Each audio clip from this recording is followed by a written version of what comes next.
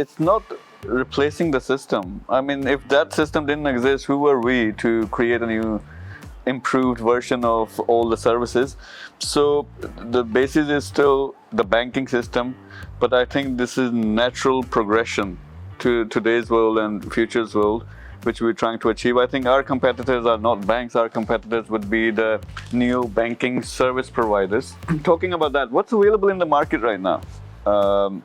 If we talk about the system we're going to launch together, what's the difference between, now I'm not talking about this banking and the traditional banking, now I'm talking who's in the market and how we are better, what is the USP we have? Yeah, so what we have is a traditional banking system, okay? And thanks to the technology, big data, artificial intelligence, appear what we call neobanks, yeah? So, and fintech. Fintech is one of the key words in this area. These fintech companies, they are helping banks and they are building products for the users. Okay, this is innovation, but and this is has an impact to the user in the finance of the users of all these digital banks. Okay, but the trend that we just start right now, it's called Web3 banking. That it's much deeper and has much more impact and is much more powerful. Okay, and we just start that. That is bankarization of crypto. How many players are doing that? Very few. We are in the beginning of this race. Very few, because you have to work with banks. You have to work with regulators.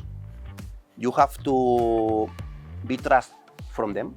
Okay, and it's very sensitive and delicate work. Okay, so that they allowed you to put their license, their name, and their reputation on you, that you can use the traditional banking system through APIs, through open banking solutions, and breaching with this new system, because you are putting in risk them.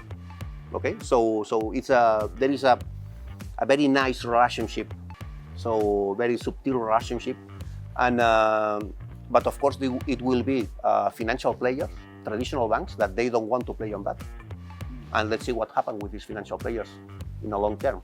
So I think that the right approach is not say no. The right approach is try to testing in a very secure way. What happened with this company? Let's try that. It's really better, impact in a better way in the life of the people. It makes me feel comfortable in terms of compliance and KYC and all this regulation. Yes, not. And from here, start to build, and increase the solutions that we can provide.